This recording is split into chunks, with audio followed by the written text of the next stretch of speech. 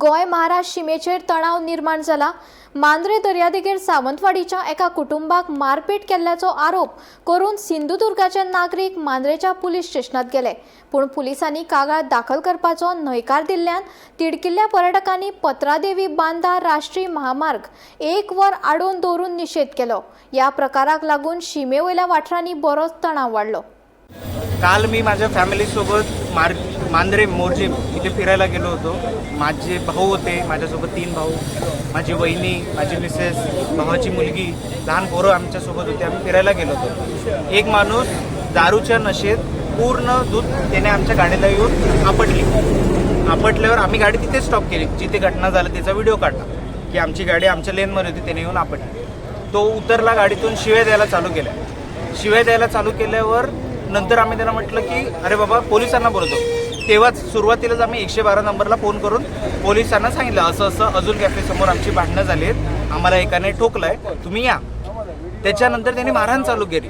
मारहाण चालू करत असताना भावाने माझा फोन काढला, व्हिडिओ तयार केलं। त्याच्या अंगावर 40 लोक आली, त्याचा फोन काढून घेतला, मारायला चालू केलं। आमच्या वहिनी, माझ्या भावाच्या मिसेस आल्या तिथे अडवायला, त्यांना धक्काबुक्की केली।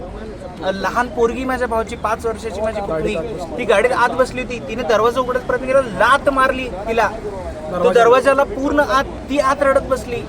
हे सगळं झालं। पोलिसांना आम्ही ही सगळी गोष्ट सांगितली तर पोलिसांचं आम्हाला उत्तर काय आलं, लोकांची भाषा पहिली काय की तुम्ही गोव्यात आलात कशाला, फिरायला कशाला आला, आम्हाला टुरिस्टची गरज नाही, आम्हाला गरज नाही, तुम्ही इथे कशाला येतच कशाला, हे आमच्यावर भाषा सगळ्यांनी मारली।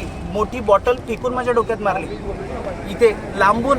आणि त्याच्यानंतर एवढं सगळं झाल्यावर पण आम्ही पोलिसांना फोन केला। पोलीस सांगतात की अहो लोकल असतील, दारू पिऊन असतील म्हणून केलं असेल, तुम्ही कशाला ह्याच्यात पडता, तुम्ही केस बीस काय कशाला करता, तुम्हीच अडकणार।